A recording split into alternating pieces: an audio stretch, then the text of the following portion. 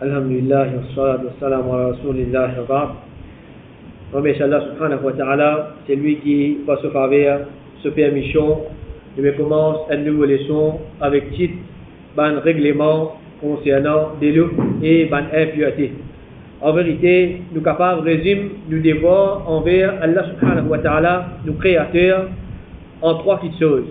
Premièrement, croire dans une petite chose qu'Allah subhanahu wa ta'ala fin haut de nous pour croire là-dedans. Premièrement, croire dans Allah lui-même, croire dans un prophète, un ange, un messager, croire dans Qadar et croire dans Yawmul Qiyamah et les autres petites choses. Ça même nous appelle Aqida. Et deuxième, c'est accomplir ce qu'Allah subhanahu wa ta'ala fin haut de nous pour accomplir. C'est-à-dire faire ibadat, faire salat, garrouza, faire hajj, donner zakat, tout ça là c'est ban ibadat.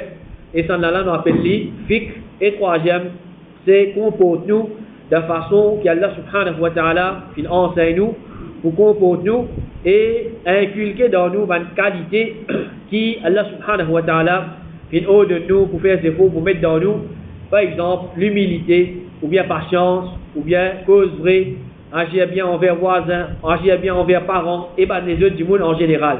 Alors ça là nous appelle li akhlaq, caractère, ou bien ban adab. Alors nous laissons concernant règlement bandelo et ban impureté, ça il concerne nous deuxième l'aspect de nous dire, c'est-à-dire concernant fiqh. Et normalement, ban premier chapitre qui nous étudié dans fiqh, c'est ça même, c'est qui appelle Kitab al-Tahara, chapitre concernant la purification. Et majorité, ban livre fiqh commence par ce chapitre là même, commence par la purification. Alors, en bref, nous vous qui veut dire la purification, qui veut dire tahara. Ensuite, là, nous vous l'importance d'étudier ce sujet-là. Et là, semaine prochaine, nous vous commencerons dans Bandelo, c'est-à-dire la loi concernant Delo.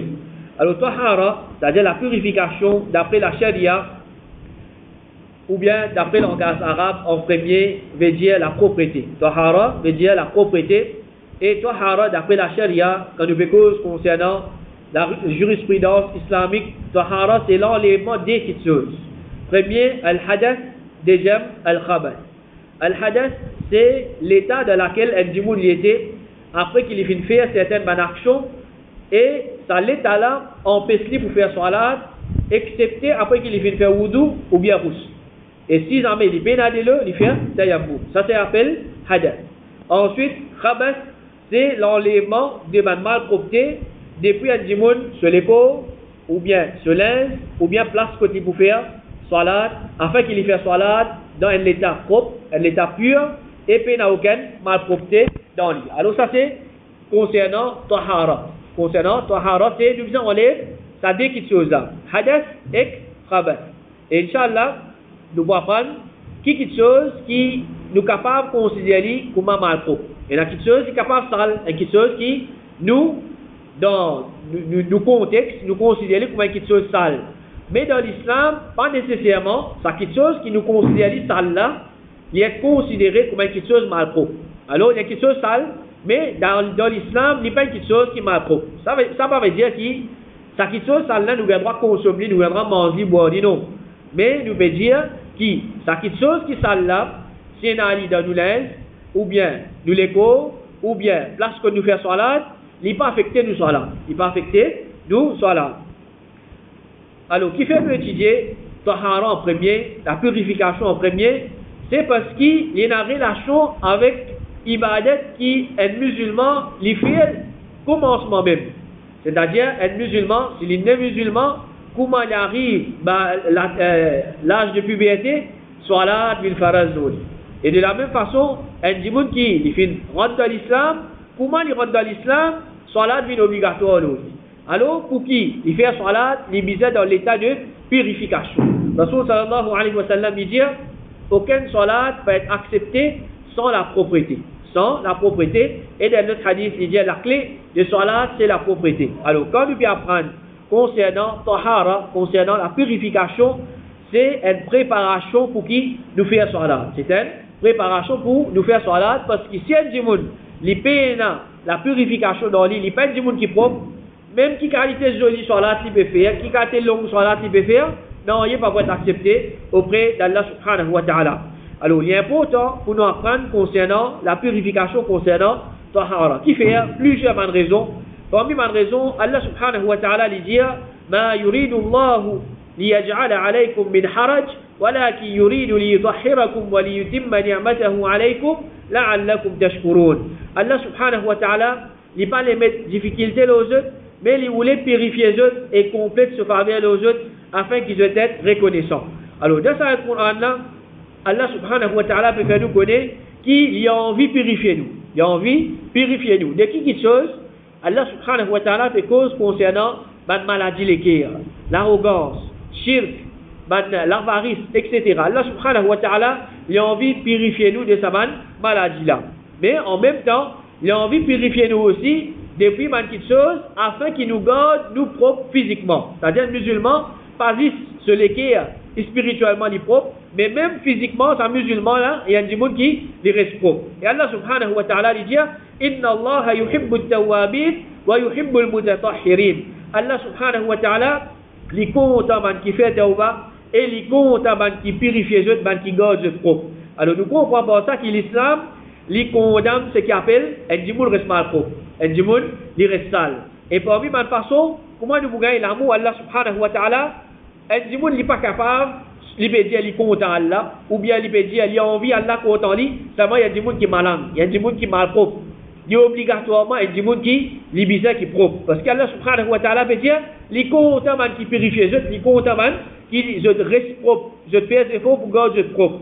Et comme ça même, en même temps, qu'il y a des gens qui font des efforts pour les rester propres, et l'autre chose qui les bénéficie, c'est qu'Allah subhanahu wa ta'ala, lui-même, lui fait faire éloge de bandes qui gardent les propres. Allah subhanahu wa ta'ala lui dit, لمسجد أسس على التقوى من أول يوم أحق أن تقوم فيه رجال يحبون أن يتطهروا والله يحب المطهرين. Certainement, un masjid qui fait fondé depuis le premier jour au taqwa, les plus qui te déboutent là-dedans pour faire salat, là-dedans il y a des gens qui comptent en garde propre et Allah compte en qui garde propre. Alors Allah subhanahu wa ta'ala, dans ce Coran-là, il veut faire éloge de celui qui est content, garde les propre, il reste parmi les qui est propre. Et comme ça même, quand nous bouguons, parmi les premiers ayats qui finissent descendre, le Rasul sallallahu alayhi wa sallam, c'est l'ayat de la surah Al-Muddassir, dans laquelle Allah subhanahu wa ta'ala, il peut donner l'ordre à Rasul sallallahu alayhi wa sallam pour garder ce vêtement propre, pour garder ce linge propre. Allah subhanahu wa ta'ala lui dit, Ya ayyuhal muddassir, قم فأنذر وربك فكبر وثيابك فطهر. Ô toi qui finis enveloppe-toi, levez et avertis, c'est-à-dire avertis ton peuple contre fausseté, célébrer la grandeur de ton Rabb. Ensuite Allah subhanahu wa ta'ala dit, purifiez tes vêtements, garde tes vêtements, garde tes linge propre. Alors Rasul sallallahu alayhi wa sallam, il peut commencer sa mission, il peut commencer à faire da'wah. Allah subhanahu wa ta'ala peut mettre l'emphase, peut dire garde tes linge propre. Quand nous réfléchissons là qui fait, c'est Rasul sallallahu alayhi wa sallam qui invite vers l'islam, qui invite vers Jannah. Si lui-même, il y a des gens qui sont linge sale, il y a des gens qui ont des autres, il y a des gens qui sont linge mal propre, mais des gens pas moins intéressés même pour poster avec lui. Des gens pas moins intéressés même pour connaître mais qui qualité de il va mener, qui chose il peut enseigner. Je suis pour sauver les livres parce qu'il fait nature insane ça, il n'est pas content de faire avec quelque chose qui est mal propre. Alors, pour ça, Allah subhanahu wa ta'ala peut enseigner nous, un parmi l'enseignement de l'islam, c'est garde-toi propre. Garde-toi propre. Et quand Rasul sallallahu alayhi wa sallam, lui-même, il fait une garde propre, et il invite du monde vers l'islam, indirectement, qu'il peut faire, oh, toi musulman, quand tu peux accepter l'islam, toi aussi garde-toi propre. Toi aussi, garde-toi propre, parce que c'est un parmi l'enseignement de l'islam. Et Rasul sallallahu alayhi wa sallam dit, la propreté, c'est la moitié iman. C'est la moitié iman. Alors, celui qui a iman, obligatoirement, il y a des gens qui est propre. Il y a des gens qui peut prendre en compte la propreté. Il faut dire des gens qui ne prend pas en compte la propreté. Il y en a même qui, comme dire, il ne va pas casser la tête si pas besoin faire ibadat, si pas besoin faire wazou, si pas besoin faire roussel, ou bien besoin garder lui-même propre. Mais quand il dit un musulman, il prend en compte la propreté. C'est là où vous trouvez ça, là. Il y a des gens qui, lui-même, il peut prendre en compte la propreté pour lui faire ibadat Allah subhanahu wa ta'ala. Il peut prendre en compte sur les corps, afin qu'il, comme dire, il reste dans l'état de pureté, afin qu'il dit devant Allah subhanahu wa ta'ala, il fait ibadat pour Allah subhanahu wa ta'ala. Et comme ça même, ça hadith ça fait indique nous, comment la propriété, il y a quelque chose qui est important. Parce qu'ici, un musulman paye dans la propriété dans lit, pas pour faire salat. Si salat, même il tombe dans la vie de musulman, mais qui imane? Paye dans iman. La cause en même dire, la propriété, c'est la moitié iman. Parce qu'il faudrait, il y a la propriété pour lui faire salat, et quand il faudrait lui faire salat pour lui faire salat pour lui iman. Et comme ça même, la propriété, c'est une caractéristique qui différencie un musulman depuis un kafir. Rasul sallallahu alayhi wa sallam dit, nettoyer la cour devant la case, quand un juif pas nettoyer la cour devant la case, c'est-à-dire devant l'entourage. Alors l'islam, il enseigne nous, garde-nous les cours propres, garde-nous l'linge propre, garde-nous la case propre, et garde même devant nous la porte propre. C'est-à-dire nous l'entourage, nous la cour. L'islam, il enseigne nous, un musulman, différence qui faisait entre toi avec un kafir, c'est que toi musulman, de la cour, il faisait reste propre, tandis que ce kafir là, il pas sur la case en propre, mais seulement sur la cour, il reste désordre, il reste mal propre. Et ça hadith là, c'est aussi une indication que l'islam peut enseigner nous, prend compte de l'environnement. Prend compte de l'environnement, et ça c'est l'enseignement qui Rasul sallallahu alayhi wa sallam, d'ici 1400 années, il finit en enseigner sur Ummah ça. Un musulman, l'ibizin prend compte sur l'environnement, garde sur l'environnement propre, parce qu'il fait, parce qu'il ça, il faut partie de ce deal.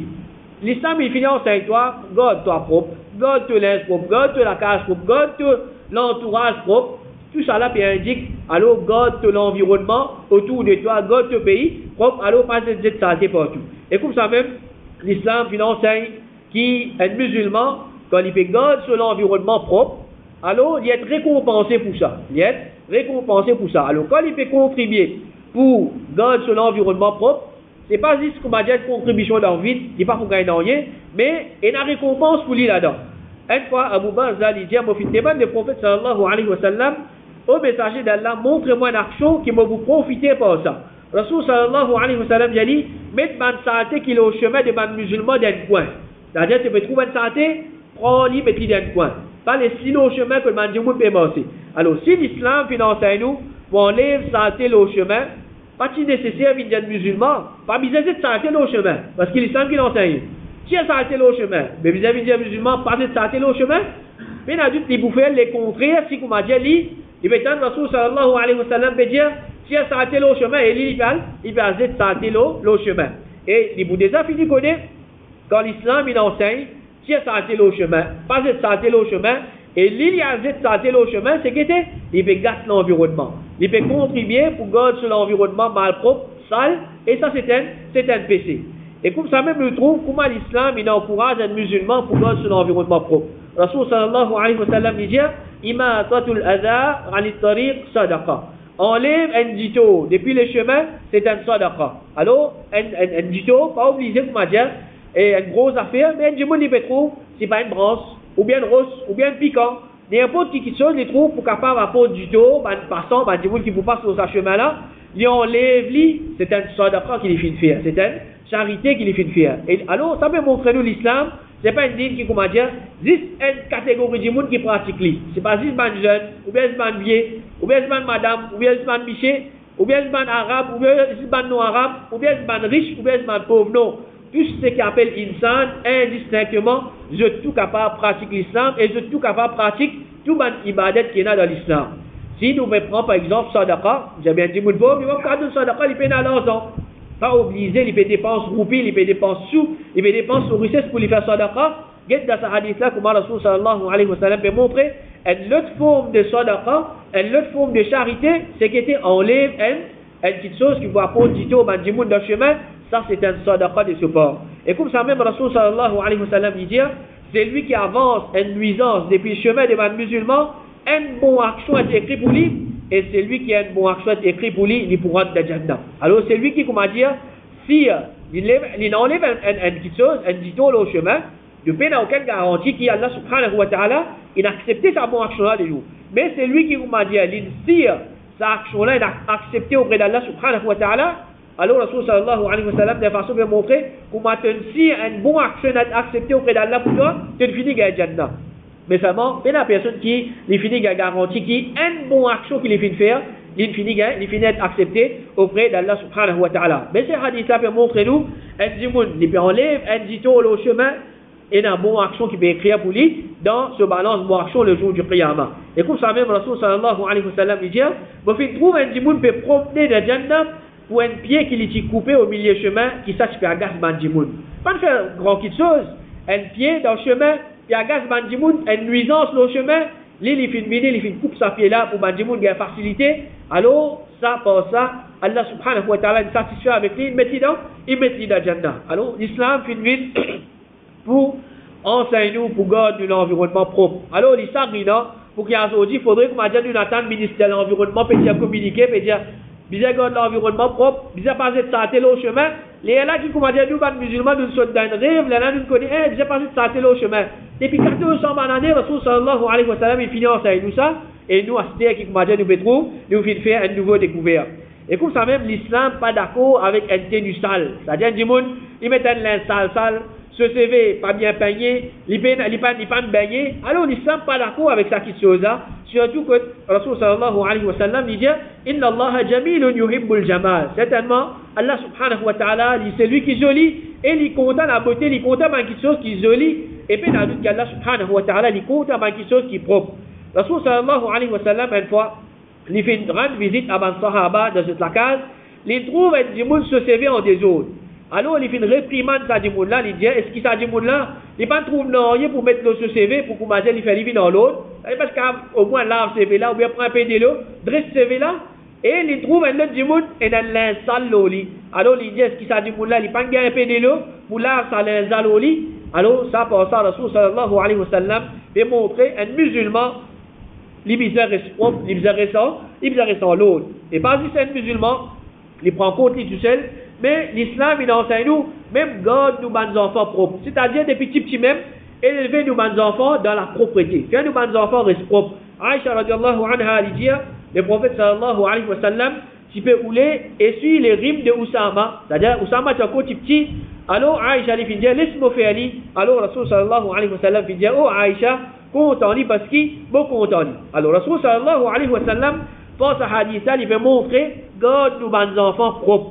C'est-à-dire bonnes parents surtout pas les autres enfants dans l'état sale. C'est-à-dire un parent il va prendre compte de ses enfants, il ne peut couler, une bonne beauté partout, il pas une souille une là non rien, c'est des autres pas baigner. Alors l'islam c'est pas ça qui chose là. Mais des petits même fini de garde nos enfants dans l'état qui est propre, l'état que comment dire ce linge il est propre, lui-même ce figuier il est propre et il est bien peint ce CV, ce linge tout bien correct. Alors des petits on les élève ces enfants là dans sa façon là. Et comme ça même fait un doute qui si l'islam il met sa quantité l'emphase là, l'eau reste propre pour bien une punition pour celui qui paraît propre.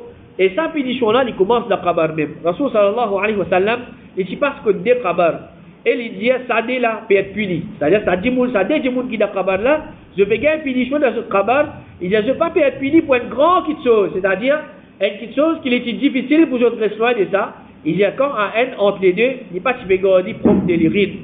Et le talal il se commence avec namima. Alors quand il dit moun il y a la toilette, il prend précaution pour qu'il l'urine pas saute l'eau ou bien l'eau se linge. Parce qu'il fait premièrement, si l'urine il saute l'eau ou bien l'eau se linge, et la punition pour sa négligence d'Akrabar même. D'Akrabar même, il commence à gagner punition. Et deuxième, si il a l'urine, l'eau se linge, ou bien l'eau se l'écho, ce sera pas pour compter. Alors, il y a un doute qui c'est quelque chose qui est bien grave, et un musulman, il vient prendre compte, ça va quelque chose là. Alors, tout ça, un point là, c'est un point qui veut montrer nous, l'islam, c'est un joli dîme, c'est un dîme qui est propre, c'est un dîme qui est préparé par Allah subhanahu wa ta'ala. Et finit enseigne nous tous ça qui choses là pour garder nous propre. Ensemble avec les autres petites choses. Par exemple, si nous réfléchissons au wudu, un dimoun 5 fois par jour il peut faire wudu et minimum une fois par semaine il peut bien baigner. C'est-à-dire pour vendredi minimum une fois il peut bien baigner. Et pareil comme ça même là c'est qu'appelle sunnatul fitra. L'islam il enseigne nous taïjon et faire khitan, circoncision et rasman CV en plus etc. Tout ça là c'est bonne quelque chose que l'islam il enseigne nous pour nous garder nous propre. Et aussi parce que c'est un monde qui vit vivant. Même quand nous man du monde, nous man un musulman, nous man frère, nous man sœur, mot, qui l'islam il enseigne nous, ben il lit, donne-lui un bain avant qu'il nous enterre. Et même mettre pas enfant avec lui avant qu'il nous enterre. Tout ça là, l'islam peut enseigner nous pour nous garder nous propres. Alors peine à doute qu'il y a un musulman, il prend bien précaution concernant ça qui chose là, il pas garde lui un musulman qui sale, un musulman qui malade, un musulman qui mal propre, mais tout le temps, il garde comme un musulman qui propre. Et ça, c'est une indication que si un monde peut faire des efforts pour qu'il, l'autre dunya, il peut vivre une vie qui est propre, il peut vivre lui-même dans l'habillement qui est propre, et physiquement, il y a du monde qui est propre, c'est une indication qu'Inch'Allah, il peut attendre ce qui est propre dans l'akhirat, et dans l'akhirat, la seule place qui est propre, c'est qu'il était saisi de Jannah. Alors, ça, c'est une indication. Si un monde qui est propre dans la dunya, Inch'Allah, il peut faire des efforts pour lui gagner ce qui est propre dans l'akhirat. Alors, nous demandons Allah subhanahu wa ta'ala qui regarde nous toujours comme un musulman qui est propre et éloigne nous de tout le malpropreté dans toute forme ce qu'il était. Wa sallallahu ala nabina Muhammad wa ala alihi wa sahbihi ajma'in.